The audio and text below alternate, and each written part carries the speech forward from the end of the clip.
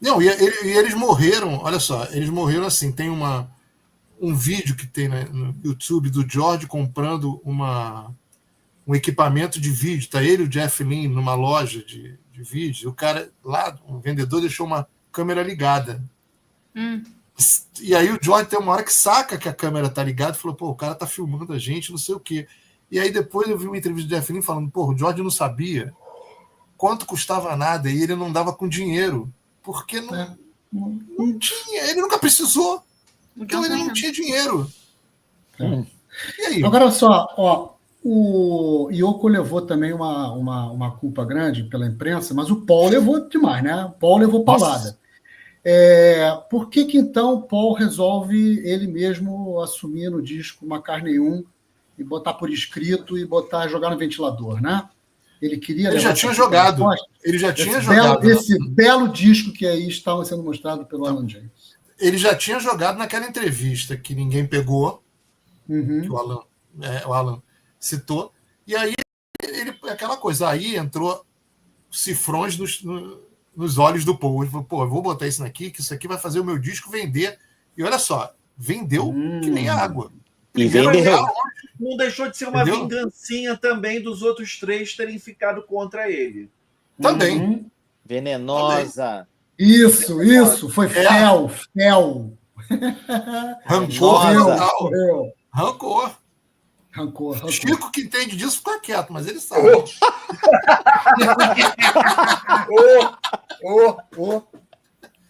Diz aí, Chico.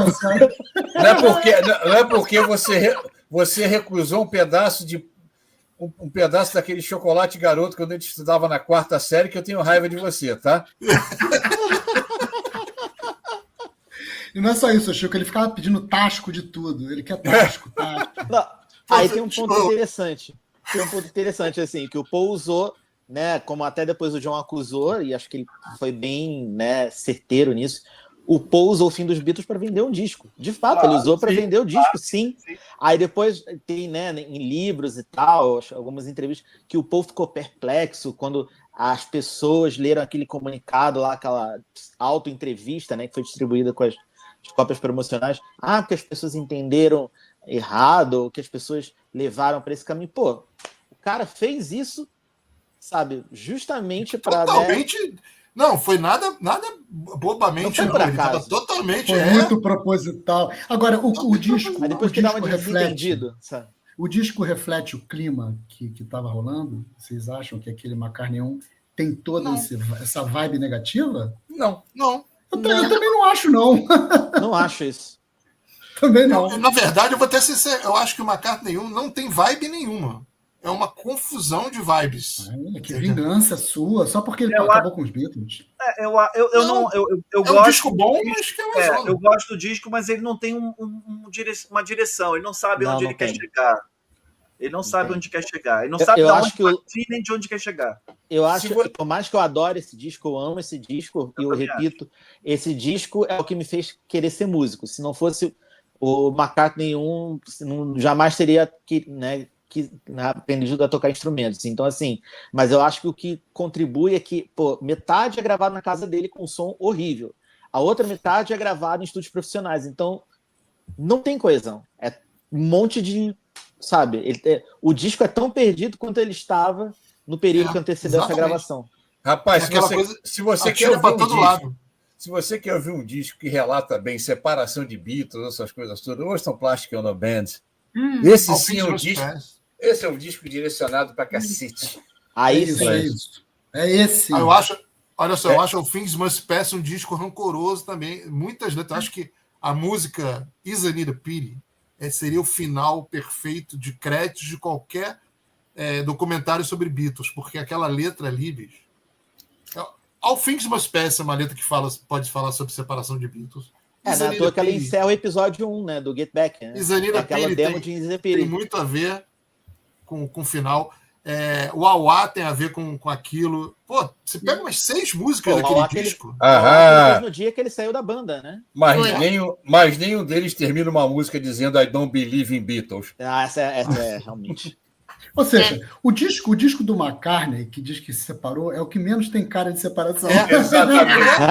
Exatamente. Verdade. A vida do Paul, né? O Paul, ele não gosta de se comprometer. Não. O Paul não gosta de se comprometer. O Paul é isentão. O lance da carta, o lance da carta ali comunicando e tal, é uma exceção de posicionamento dele. Mesmo assim, e ainda ali ele está em cima do muro.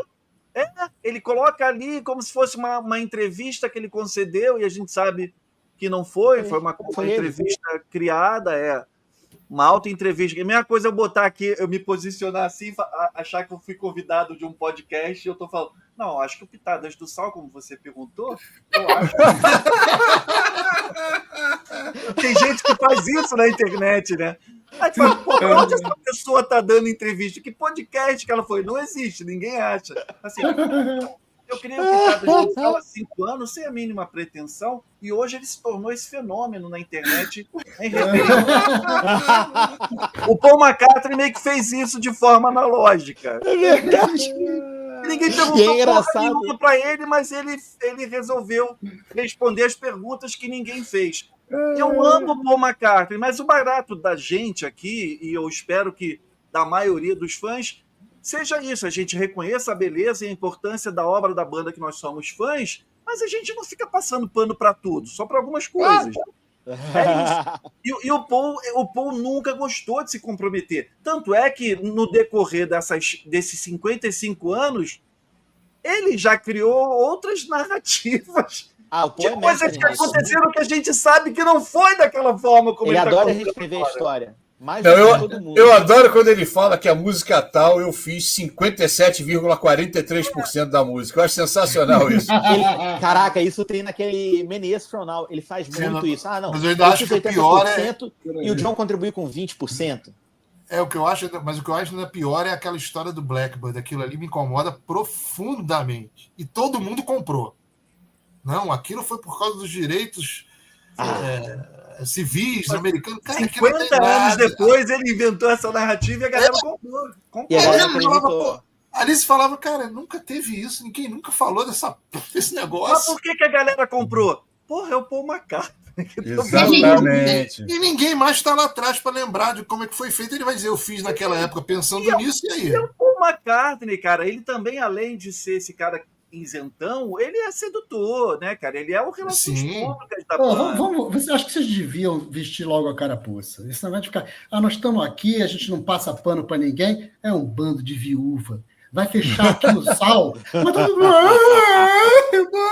Não, foi o que eu falei brincando. A gente passa pano para algumas coisas, mas não precisamos passar pano para tudo. Se a gente voltar nisso do... Opa, pode falar. Não, eu ia falar, Mari, assim, só a gente pode falar mal da nossa banda. Outra pessoa que não é fã não pode. Com certeza. Não venham falar mal de Beatles aqui.